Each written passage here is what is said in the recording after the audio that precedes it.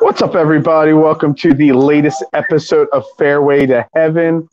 I am Phil Stifel, joined as always by Jason Sullivan. Pardon the lighting here on the All About the Birds Network. I'm coming to you from Clearwater Beach still, sitting here on my hotel balcony. Show must go on. Jason, he was a cheap guy. He flew home one day early. He couldn't handle another day of vacation with me. But shout out to Jax, his wife, and the whole family there. You guys, it was great to get to meet you guys in person this past week and, hang out with, the first ever All About the Birds family meeting. It was just me and you, but, the first ever vacation amongst the All About the Birds. Dude, it was so much fun. Like you said, too, I just cheaped out a little bit. That $53 parking really did a number on me this week, so I had to come home a day early because I was out of money. A heads up to anybody out there. Don't vacation Mother's Day weekend. I didn't know that when I booked the vacation. It was Mother's Day weekend. It killed our vacation completely there and made it extremely expensive. But $53 to park somewhere for 2 hours. Yeah. I about had a heart attack. Yeah. Anywhere you go on Mother's Day weekend, it's going to be expensive. But it was a great time hanging out with you in person. We're back here live. We've got, like I said, send a quick shout out to Jeff Warner from All About the Birds. He's run the ones and twos. He's producing the show in the background. We greatly appreciate his 20, 30 minutes, whatever we're going to run. It's going to be a quicker episode this week as we break down the AT&T Byron Nelson. They're running it from the TPC Craig's Ranch in good old Texas. The last stop before the next major on the PGA Tour, the PGA Championship next week, where we're going to have a huge show planned next week. So stay tuned to that. But there's still money to be made this week, right, Jason? That's right. Yeah, like you said, this is the first time they've ever played on this course for the PGA Tour. So it's going to be interesting. The Korn Ferry Tour, which is kind of like the minor leagues, if you don't know that, they played here before, but there isn't much course history to go off of. Like Phil said, par 72, 7,400 yards. It's a course that's long, and it could play longer depending on how they want to make it play. There's a lot of bunkers on this course, 83 bunkers on this course. 13 holes have water in play, so you're going to – bombers are definitely the key this week, but you're going to want to place – placement of your tee shots is really key this week too. So it should be a really super easy course, slower greens this week, so the scores are going to be super high, so you're going to need guys that are going to score. That's going to be the biggest thing. Well, scoring is huge, but I have a really weird question. So like I said, I did minimal research this week because I'm on vacation. It's my last day of my trip. I didn't really want to dive too deep. I'm still going to put my lineups in them when I get home tomorrow afternoon.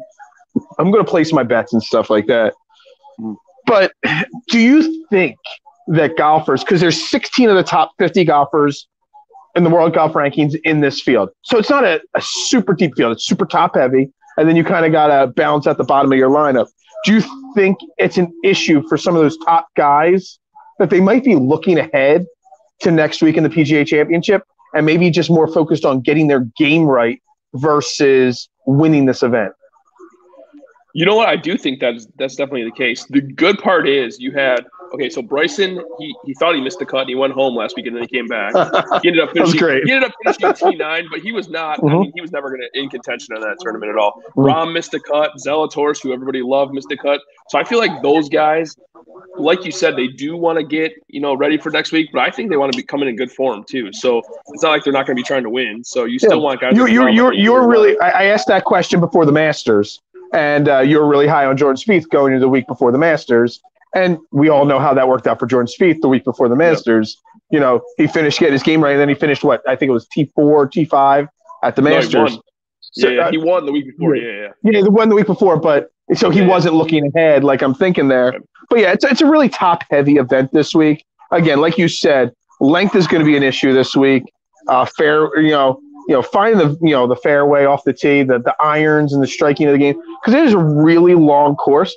But on the flip side of the equation, all the par fives are really gettable for the long hitters. So it is definitely a situation where guys like Bryson, Jon Rahm, Scotty Scheffler, those top end guys that hit the ball really far but know how to recover can really play well this week and be, at least on a fantasy aspect of the equation, really good plays.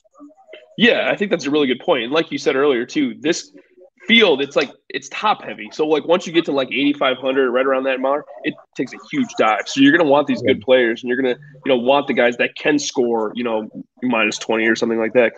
Because it's a weird course, and it's a course that I feel like you could see Bryson or Rahm running away with this because it fits them perfectly. Absolutely. Well, I mean, with those two names, which one I'm picking then, right? Of course. Yeah, so everybody that watches this show regularly knows my Bryson man crush, right? Well, and I can't fault you for that at all. I mean, he's always in good form, pretty much like that. Rahm is too, same way. Bryson's first in birdie or better in this field. So in a scoring event, you're going to want the guy that scores the most, right? He tears up easy courses too. So like him a lot this week. Rahm too. I think my one thing about Rahm is if Rahm comes in at, let's say, 3/4 or half of the ownership as Bryson, I'm going to want to play Rahm because I think he's going to want to get right. He missed a cut, which he had the longest active streak before last week of making cuts. So he missed a cut last week, so he's going to want to get in good form before next week. He's first in tee to green in this field and first in par 5 scoring and 7th in birdie or better. So he's no slouch either. So I don't think he'll be overlooked, but I think more people are going to go to Bryson this week. Yeah, I agree with that. I was trying to build some lineups about an hour ago on DraftKings. And we always talk about on this show staying away from the low end guys, the guys at 66, 6,800, 7K. Those guys at the bottom end. But because of the type of the field, I kind of I felt personally, like I could build a better lineup by going top heavy, a Bryson, a Scotty Scheffler, a Jon Rahm, maybe going 2 top end guys, and then trying to find 2 low end guys that I'm confident make the cut. But as long as they make the cut and finish in 40th place or 35th place, you're still going to have a really good weekend, right? Yeah, completely. You can almost stack Rahm and Bryson, which is scary to do because you're going to have to go really deep down. But I feel like you said, the 6K guys, there's not that much difference between the 6K guys and the low 7K guys this week. It's all kind of going to be a crapshoot. So I don't mind stacking 2 guys towards the top. I think that's a really smart idea. All right, so we don't have my regular computer, so we can't do the shared screen with the lineups. Instead, because we're doing a shorter, just so everybody knows, we're doing a quick, shorter episode since I'm here on vacation and all. We're just going to kind of breeze through it. I'm sure you have DraftKings up on your screen there. Maybe let's just dive right into, trying to build a DraftKings lineup and we don't necessarily have to just say our one person. Let's try to do a pick and choose kind of way of building the lineup and all. Okay. You want to start off with Bryson? If I'm betting Bryson again this week as an outright win. There's no doubt in my mind that he is one of the top 2 or 3 guys this week, in my opinion. So if I'm building a lineup, if I'm placing outright, when I get home to Philly tomorrow, the first thing I do is place an outright bet, a top 10 bet, and a top 20 bet on Bryson DeChambeau. So in my opinion, this course is designed for him to succeed at. So let's go Bryson. Bryson will be our first pick. Mm-hmm. So we're gonna have. And he's what? He's an 11-2 or 11-3 or something like that, right? Yeah, 11-2. Yeah, so it's very pricey, So I have a value play that I really like this week. KH Lee. He's been making a lot of cuts lately. He's made 4 cuts in a row. You like him? I wrote outside the top 4 guys in the lineup. I wrote down 6 other names, and KH Lee is one of those 6 names. Perfect. Love that. 6,900. Love so that. Let's go with that. We almost have to go another low guy. I mean, we can discuss some of the other low guys if you would like. I mean, I really like Vincent Wally at 7K. Made 7 of his last 7 cuts. I'm also glad that you said his name. I like that you said his name because I wasn't sure how to say his name, so I'm glad you did. I don't know if I said it right. I think I said it right. Vincent Wally. He's not somebody I'm betting to win this event. Okay, I'm not. Maybe I make a top 20 or top 40 bet on him, but Vincent Wally's a guy. If you're making 7 out of 7 cuts, that's a good thing at 7K. The other one, I can't even read my notes. Josh Teeter. I can't read my notes here. 12 beers later, I'm writing notes here, and I'm trying to read my notes now. He's 6,600, 7 for 7 cuts made between the PGA Tour and the Korn Ferry Tour. So that's when you have these events right before a major, you get a lot of guys from the Korn Ferry Tour that are up on the card. And you have to take into account the Korn Ferry Tour to an extent. You can't just pass over those events. And he's made 7 straight cuts between the 2 tours. He hasn't missed a cut since October of 2020. So it's a guy that's playing good golf. He's 6,600. It's something that this is the kind of field where he's going to make one of his few PGA cuts this week. So I've got, for potentials, I got Wally, I've got Straka, and I got, what's his name, Teeter or Tester? I can't read my notes. Teeter, Josh Teeter is one of them? Josh Teeter, yeah. Yeah, so there are some of the 6K or 7K and below guys that I'm looking at. You want to go Teeter? You talked me into it a little bit. I mean, 7 for 7 cuts made. I mean, you can't beat that, can you? Let's do it. All right, so if we go Bryson, KH Lee, and Teeter, where does that leave us at? It leaves us 84.33 per guy for our last 3. Well, I'm going to throw out one of my favorite Korn Ferry Tour guys as the 3rd guy. You don't have to play him if you don't want to. But a guy that loves these kind of events and a guy that always shows up on the Korn Ferry Tour and also these smaller events like this. What are your thoughts on Peter Uihlein this week? I like Peter Uihlein this week a lot. I think he's 7,600. Great. Yeah, I like that play a lot. He's long, which we like, right, this week. Like you said, he's been playing good golf for the last month or two, so I'm definitely okay with that. So let's go Uihlein. He's definitely in my player pool, so I'm good with that. I got a question for you on that, though. Yeah. Because, again, I can't even pull up the just not place the bets, but I can't even see the odds on FanDuel right now. What are his odds right now to win the event? Because right now, based off of the research I was able to do with what I've got here, I wrote down play him, outright bet him maybe, and even bet him as a top 20 guy. So this is the kind of event for someone like him to actually do really well in. No, I agree with you 100%. Let me look at what his odds are. He's got to be way down the list, obviously. He's got to be plus 10,000 or plus 7,800 or something like that. Exactly right. It's plus 10,000 on the nose. Man, I really know those numbers. Yeah, that's good. But again, you take a stab in the dark at a plus 10,000 guy winning a golf event, but that doesn't mean he's not a good play in fantasy. Right, exactly right. So I like that play a lot.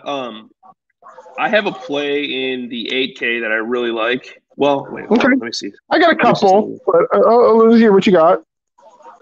Okay, I actually want to go a different direction. I want to go Scheffler, if you're good with that. Yeah, absolutely. Because when I tried building 3 lineups today before this show, and I kept going back to Bryson, cheap guys, and then it was either Scotty Scheffler or Will Zalatoris. I kept going back to Scotty Scheffler because of one reason. And Jeff, who's writing on the 1s and 2s, his wife will appreciate the Texas connection there with Scotty. Just like, there's certain players that play well in Florida. I'm not going to name any names, but, certain players always are good in Florida. Scotty Scheffler's a Texas kid, and he loves to play in Texas, and he always has success on those courses around his hometown. So I love Scotty Scheffler this week. So you probably didn't see this because you're on vacation still, but so Will Zalatoris had an interview today that he talked about him and Scheffler have been playing this course since they were 12 years old together. So obviously they know the course. They're both from this area, so we like that a lot. And obviously they feel comfortable in Texas, and they're probably going to do pretty damn well at this course too. So I wouldn't save that thought for a second. So I was just going to say I want to finish our lineup, but then I want to go back and see if we build a lineup around Scotty Scheffler and Will Zalatoris, how that changes our numbers and all. So where are we at right now? We got Scotty Scheffler, we got Bryson, we got K.H. Lee, we got Peter Uihlein, and who else do we have? Josh Teeter. So what does that leave us with? 8,300. So let me get. This is the rundown, starting with 8,300. Aaron Wise. Just with 8,300, I'm just looking at my notes. There's only 2 people on my notes that fit in that, but one is a question mark. One's somebody that I think's rounding into form. So you can go into your thing in a second. Nope. I was just gonna tell you who there is. So there's Aaron Wise, Matt Kuchar, Schwartzel, Keith Mitchell, Champ, Noren, Gooch. Basically, is what we have. Yeah. So I've got 2 names written down in that group. I've got Charles Schwartzel, who has obviously rounded into form. He's kind of, I don't want to say fixed his game because his game wasn't awful. It wasn't like he fell off like Ricky Fowler, but he still had some kind of a drop in his game, and he's playing really well right now. And then I wrote down Keith Mitchell's name, but was last week a blip on the radar? I'm not really sure if I could be confident in Keith Mitchell. What are your thoughts on Keith Mitchell? Was last week a blip on the radar, or is he really turning it around? I don't think it's a blip on the radar. I think he actually had another. Let me look him up real quick. So he was actually T4 2 weeks ago too. So he's been playing well. The only thing that I always try to stay away from in DFS is the guy who contended that didn't win last week, because I feel like that's emotionally taxing, especially for a guy that doesn't contend very often like Keith Mitchell. I feel like being right up there, he was right there. I mean, he was tied for the lead with, 6 holes left, something like that. Yeah. So I don't know. So what you're saying is it's more taxing mentally to almost win than to actually win? Well, no, not necessarily almost. I wouldn't say that. I would say I think it's equally as taxing if you're a guy that doesn't win off to finish second, to be right there and to kind of, I don't want to say he blew it, but he kind of blew some putts at the end of it. So in this range, my 2 choices would be either Wise or Schwartzel. So you can pick between those 2 if you want. I mean, if I had to pick between the 2, just because where our lineup is, we need balance and we need consistency. I probably would go with Schwartzel. Okay. We need someone that's guaranteed to make the cut at that point. So Keith Mitchell is a boom or bust guy. He might finish top 5, but he also might miss the cut. So I think Schwartzel's a better shot there. That's a good point too, especially with having, guys like Teeter and K.H. Lee in the lineup. We need a guy that makes the cut, like you said. So I feel like Schwartzel's a good play. So our lineup one more time is Bryson DeChambeau, K.H. Lee, Scotty Scheffler, Charles Schwartzel, Josh Teeter, and Peter Uihlein. So I like that a lot. I actually really like that lineup a lot. You'll have to make sure you send it to me, because I'm not taking any notes this show at all. I'll post this on our Twitter account. Okay, sounds good. So I want to do that other lineup really fast, or just maybe talk about it in a second if we build it around Zalatoris and Scotty Scheffler. But one thing I want to ask you, I read something, one of the 2 articles I read today. So 9 of the 10 PGA Tour, last 10 events on the PGA Tour, 9 of the last 10 events, the winner on DraftKings has either been $9,500 or more in cost, or below $8,000. Is there something to that, or is that just the way it's been working out, you think? Because it's either the top end guys win, or a random guy at the bottom wins every single week.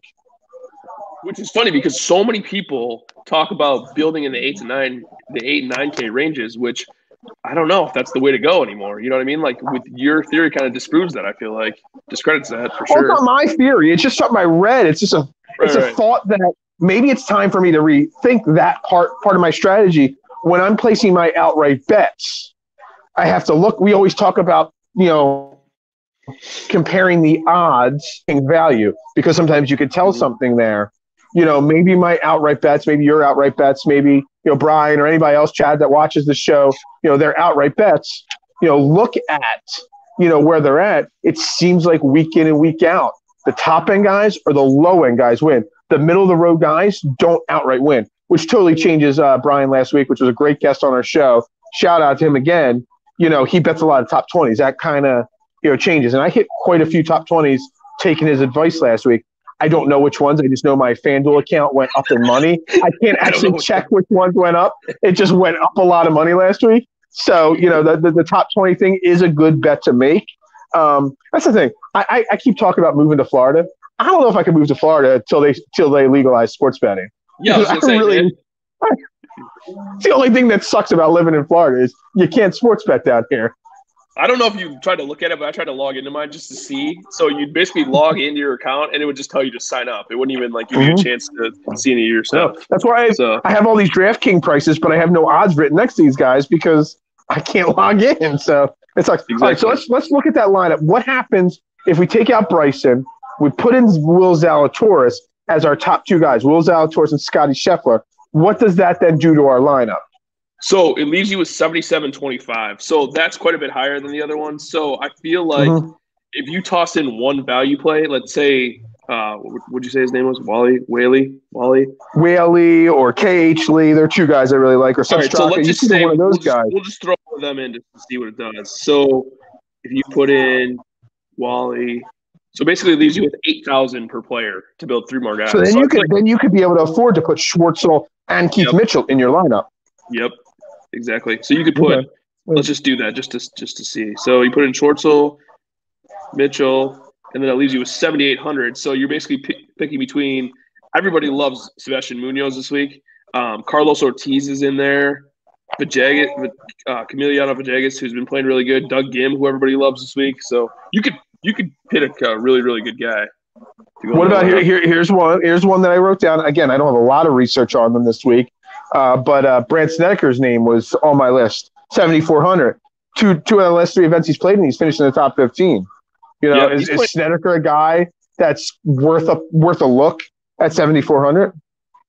I love Snedeker as a person and as a DFS play all the time. So, the third week I ever played DFS, he won a golf tournament, and I had him, and I won money for the first time, so I was so pumped. So, yeah, I like him, especially I think this week putting is kind of an underrated stat at this course. I feel like everybody's going to load up on the bombers. I feel like you're going to have to putt. And even though these greens are easy, you're still going to want good putters in your lineup. And he's a really good putter. So, absolutely. So there's two different ways to build your lineup. I mean, we picked the Bryson DeChambeau and the Scotty Scheffler lineup, again, because I'm never going to build a lineup without Bryson DeChambeau in it because, again, love the guy. He's my number one golfer on tour. This could be the week he becomes the first three-time winner on tour this year. Easily. Can I ask one question? Did you have Bryson in your lineup last weekend? I had him in some of my lineups. When he flew home and then flew back and still did good over the weekend. I wasn't really paying super close attention to my lineups, I'll be honest. So I didn't know where they stood. I just knew that I read on Twitter that he flew home and had to fly back. Right. And the fact that he was able to climb back up into the top 10, I mean, it just goes to show that when he's on, I mean, certain course, he is definitely the type of golfer, Bryson, that style of course is so key for him. I haven't looked at next week's PGA Championship, what kind of a course it really is. But, or when the U.S. Open comes around for Father's Day weekend, he won, obviously, the U.S. Open. But, you have to look at the course and the style of course it is for him. But if the course fits him, the guy's a potential win every single week when the course fits his game. Oh, 100%. Like these long courses and these easy courses, he's going to just eat these up. So courses that have par fives that are gettable for average players turn into gettable for eagle opportunities for people like Bryson. When Rory was in his prime, which we didn't even talk about Rory winning last week, and I touched on Rory a couple shows, multiple shows before, that he wasn't having the drop off that Jordan Spieth or Ricky Fowler did. He was still contending. He just missed a couple cuts. And I said it weeks ago when I made a bet on him saying, he's not as far off as other golfers. He's not falling down as much. And that really showed. And I really wish I was in a legal sports betting site, because by the end of Friday, I would have placed a live bet on Rory, because you could just tell his game was in the right place. That course fit him so well. Rory, I mean, is another example of that. But when Rory was in his heart prime, when he was first winning majors and stuff like that, you could tell par fives that everybody was reaching, he was eagling week in and week out, because he had that shorter iron game, and that he was able to shape 3 woods or 5 woods that other people couldn't.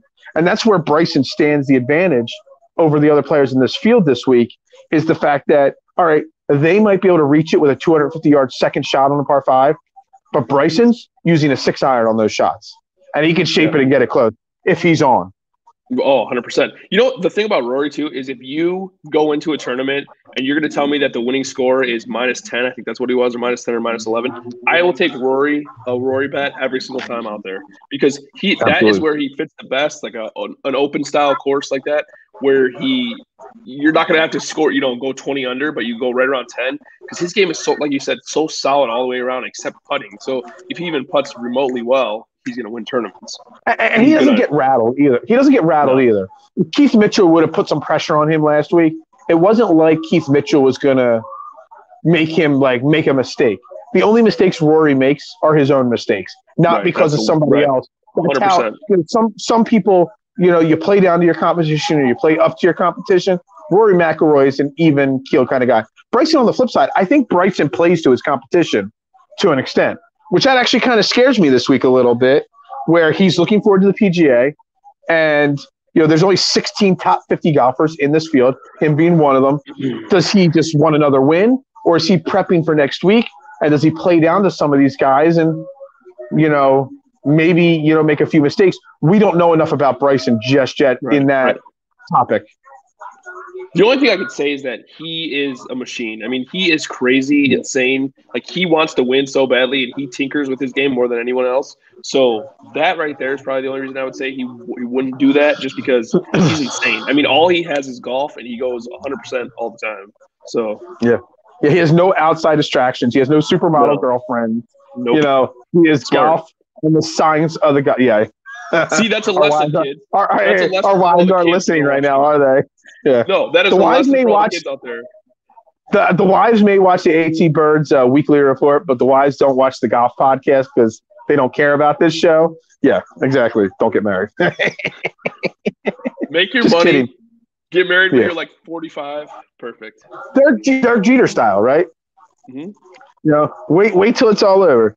But anyway, so I'm just going to say we're going to wrap this show up in the next couple moments here so that Jeff can get off the ones and twos. He's been running in the background there.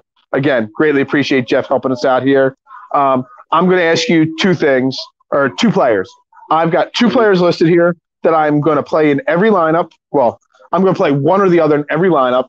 Some of them, both, okay? I'm going to place outright bets, top 10 bets, and top 20 bets on. Obviously, Bryson DeChambeau, and I'm going to place all the same bets on Peter Uihlein. If you had to look at this field, who are your two guys that you're betting on and playing in almost everything you do? Number one is probably Scotty Scheffler. He's 19-1, which not super great odds, but I feel like this course fits him so well. So I like him a lot. For some reason, Scotty Scheffler feels like he would be a better play at 20-1 than 19-1. I don't know why that makes me think that, but that one difference there in the numbers makes a difference in Scotty Scheffler. And then for a lower owned bet, I would go Carlos Ortiz is 70-1. So I like that chance. I do like Carlos Ortiz. He's just a really good golfer, especially at easy fields like this and scoring courses. So yeah, that's my one. He's the only name on my list of names that we just touched on but didn't talk about that I do love Carlos Ortiz this week. In fact, I'm going to put that bet down right now. Okay. Can you log into my FanDuel account for me since you're home? Yeah, no problem. No problem. Place my bets now before they change, Can I just tell you, in being in Clearwater for a week, you know how much I missed the DraftKings Sportsbook? I couldn't even log into it. I was just having withdrawals every day. Yeah, I mean, I tried to find ways. I tried to log in 4 times a day, just thinking they would mess up my location, and it just didn't work. I was trying to cash out bets, and it just wasn't happening. Yeah, it did not work out at all. But yeah, nope. This is a quick episode of Fairway to Heaven tonight. Again, apologies for the lighting. I look like I'm in some Halloween movie here. Jigsaw is going to come over my shoulder here and slip my throat or something like that. No pun intended. You just don't. No, absolutely a pun intended. I wrote more notes about that pun than anything else. Just so you know, I got you on that one. But anyway, quick episode. Apologies for the lighting. Apologies if there's any lag in my audio. But we appreciate everybody tuning in every single week. Got to thank our sponsors, 99 Jersey. Make sure you check them out, 99jersey.com. 20% off with the promo code AAT Birds.